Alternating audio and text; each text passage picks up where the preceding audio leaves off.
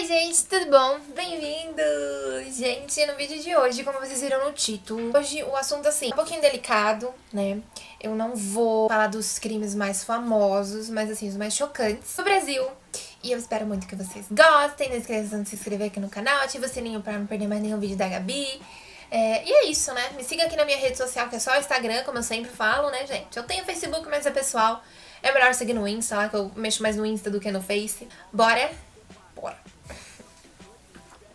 Bom, gente, eu volto a dizer que esses crimes não são os mais famosos, mas foram, assim, os mais chocantes, né? Chamaram a atenção pelo perfil de quem cometeu esses crimes, a brutalidade, né, o sangue frio, mas pelo inesperado mesmo dessas pessoas, sabe? Uma vez ou outra, esses casos, eles param de passar na televisão, nos plantões, enfim. Depois desaparecem, assim, do foco da mídia totalmente e todo mundo acaba esquecendo, né, aquele esquecendo entre linhas. Mas não tem jeito, fica na nossa memória, a gente consegue recordar de algum desses e eu tenho certeza que pelo menos alguns desses vocês devem conhecer. Principalmente, né, porque todos são brasileiros, né, não tem como não deixar de lembrar de alguns casos desses. Alguns que eu vou citar são mais conhecidos do que os outros, vocês vão ver. O primeiro caso, na minha opinião, foi o mais pesado, sabe? É o caso da Isabella Nardoni. Se você não ouviu falar desse caso, gente, que mundo você tá? Passou mais de 4 meses na televisão quando aconteceu.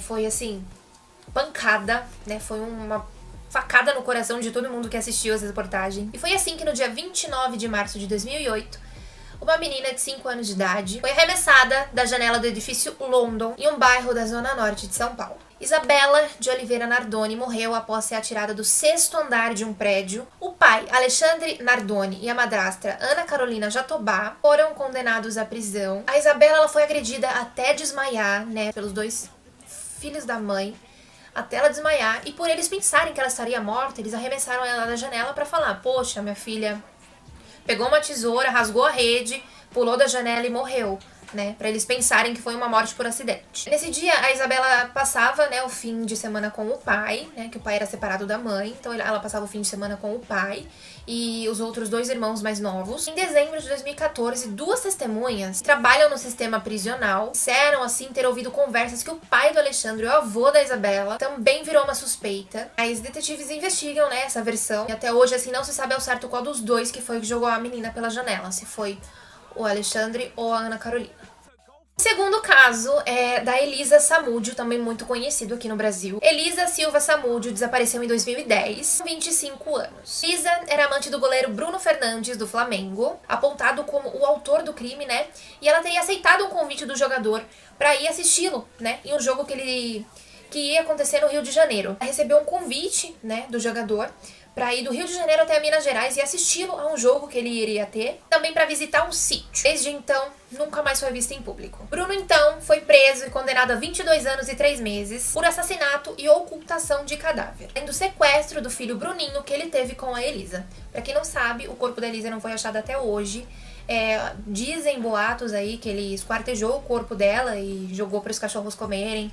Nada é concreto ainda, mas não acharam o corpo dela ainda e provavelmente não vão achar. Os outros condenados que foram apontados a participar desse crime: Marcos Aparecido dos Santos, conhecido como Bola; Fernanda Gomes de Castro, ex-namorada do goleiro; o Emerson Marques, o Coxinha; Helenilson da Silva e Luiz Henrique Romão, o Macarrão. E pra vocês, gente, que provavelmente o corpo dela não seria encontrado pelo simples fato da decomposição.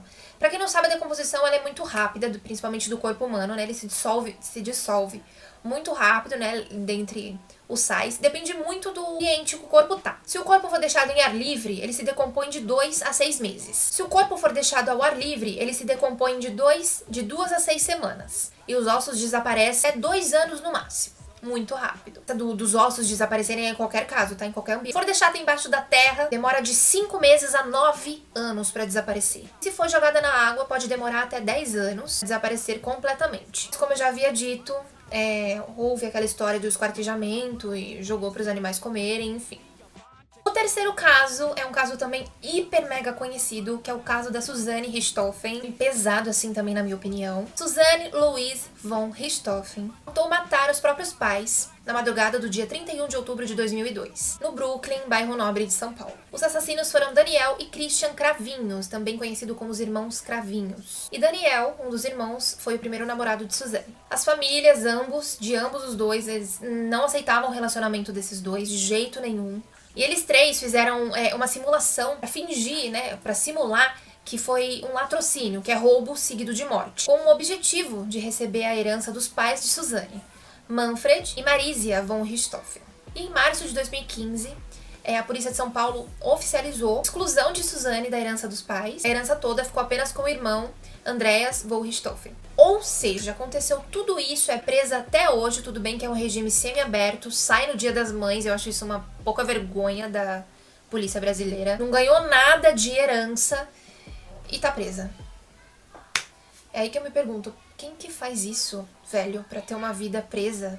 Quem faz isso? Quarto caso é o caso do ônibus 174. Gente, esse foi o caso mais dramático em sequestro de ônibus do Brasil. E foi o ônibus, o Gávea Central da linha 174, executado pelo sobrevivente Chacina da Candelária, Sandro Barbosa do Nascimento, no dia 12 de junho de 2000. Foi no Jardim Botânico, no Rio de Janeiro, que Sandro assaltou um ônibus, manteve 11 reféns lá dentro até ser barrado e interceptado pela polícia. E depois de muita negociação com o BOPE, o homem saiu com uma arma apontada para a cabeça de uma professora, que é a professora Geisa Gonçalves. Tudo era acompanhado ao vivo por horas na televisão. Todo mundo não aguentava mais ver isso. Quando um soldado finalmente resolveu atirar em Sandro, mas acertou na professora Geisa de raspão.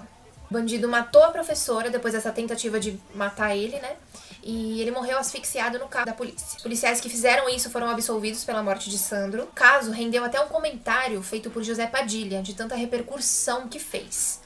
O quinto caso, também um caso mega conhecido, é o caso Mércia Nakashima, advogada de 28 anos. Foi vista pela última vez viva no dia 23 de maio de 2010, após sair da casa dos pais de um jantar familiar em Guarulhos, na Grande São Paulo. Mércia foi trucidada pelo ex-companheiro Misael Bispo de Souza, também advogado e ex-policial militar. Não queria mais nada com ele, tinha terminado o relacionamento, foi por isso que ele resolveu matar ela. Naquele dia, Mércia saiu de casa e avisou os pais que o Misael tinha ligado, que ele tinha combinado de encontrar ele em algum lugar para ver se conseguia uma reconciliação. E eles iam se encontrar numa estrada ligada à estrada de Guarulhos, que foi aonde ela sumiu. Por sorte, no local que aconteceu todo o trâmite, tinha um pescador que viu o carro da Mércia sendo empurrado por um lago por um homem. E o carro estava sendo empurrado pelo alto de um pequeno morrinho que tinha ali, dentro da represa. Depois de conversarem e ouvirem esse relato do pescador, encontraram o corpo da Mércia Nakashima na represa de Nazaré Paulista, e o Misael foi condenado a 22 anos de prisão. O sexto caso de hoje não é um caso tão conhecido agora, mas na época ele deu bastante repercussão também.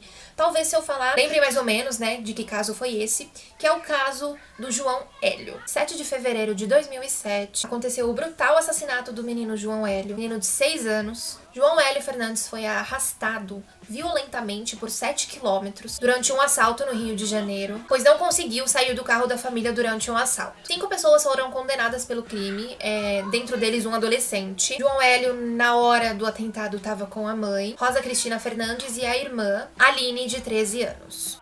O sétimo caso, também extremamente conhecido, é o caso da Eloá Pimentel. Adolescente de 15 anos que emocionou o país pelo mais longo tempo de cárcere privado da história do Brasil. A Cristina Pimentel, ela foi mantida como refém. Ela e mais 3 amigos dentro do próprio apartamento, incluindo a melhor amiga de Eloá, Nayara, o Lindenberg Alves Fernandes, 22 anos, que era o ex-namorado de Eloá. Trágico final, foi no dia 17 de outubro de 2008, e foi com o assassinato de Eloá. Ela chegou a ir pro hospital, mas quando chegou lá não resistiu, teve morte cerebral. As polícias invadiram o imóvel onde eles estavam sendo reféns. O Lindenberg atirou em todos os reféns, tentando matar todos, e ali todos eles conseguiram fugir, e foi ali mesmo que o Lindenberg foi condenado. Ao todo, infelizmente, foram 5 dias de negociação. Infelizmente, não deu 100% certo, e os órgãos de Eloá foram doados pela família. Gente, eu quero pedir perdão pelos barulhos. Tá todo mundo aqui em casa e meus irmãos tá tudo aqui, fica gritando. Peço perdão pelos barulhos que vocês estão escutando, tá? Espero que dê pra escutar bem. o que eu tô falando aqui pra vocês. O 8º caso também é o caso um dos mais conhecidos e um dos mais violentos, na minha opinião, que é o massacre de Realengo. Escola Municipal Tasso de Oliveira, em Realengo, no Rio de Janeiro. Foi o palco, assim, de momentos de terror em abril de 2011. Foi às 8h30 da manhã, numa quinta-feira. 12 estudantes foram assassinados e outros 12 ficaram feridos, após um ex-aluno de 23 anos entrar na escola e sair atirando em todo mundo. O atirador foi um Wellington Menezes de Oliveira. Ele foi surpreendido por um policial, né, depois de ter sacrificado 12 vidas. Quando o policial surpreendeu ele dando um tiro na barriga dele, fazendo ele cair da escada. Quando ele viu que não ia conseguir mais fazer nada, quando ele tava com o tiro lá, morrendo de dor, ele viu que não ia dar mais pra fazer nada, né? Tirou, né, se matou, atirou na própria cabeça e foi enterrado como indigente. Ninguém achou família, ninguém achou nada. O 9º caso não é um caso muito conhecido, mas é o caso de Liana Friedenbeck e Felipe Café. As mortes brutais dos dois foi em novembro de 2003. Liana, de 16 anos, e Felipe, de 19, decidiram acampar, né, fazer um acampamento numa área isolada de São Paulo, sem os pais saberem. E eles foram ali rendidos na barraca mesmo por 5 criminosos nojentos. Foram vendados e levados a um cativeiro, e ambos foram torturados e depois mortos. Liana foi também abusada sexualmente por 4 homens. Os 4 foram condenados a partir dessa investigação. E o 10º caso, eu também não sei se vocês conhecem, mas eu já ouvi falar em algum lugar, já vi alguma reportagem sobre isso, também um pouco antigo.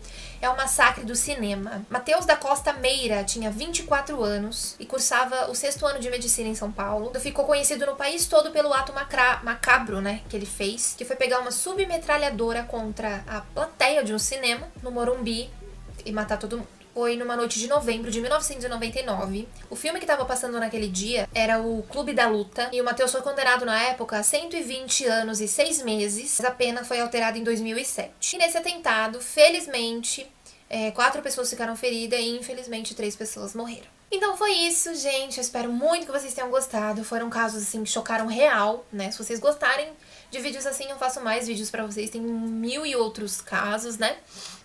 E é isso. Não se esqueçam de se inscrever aqui no canal. Um beijo enorme. Tchau!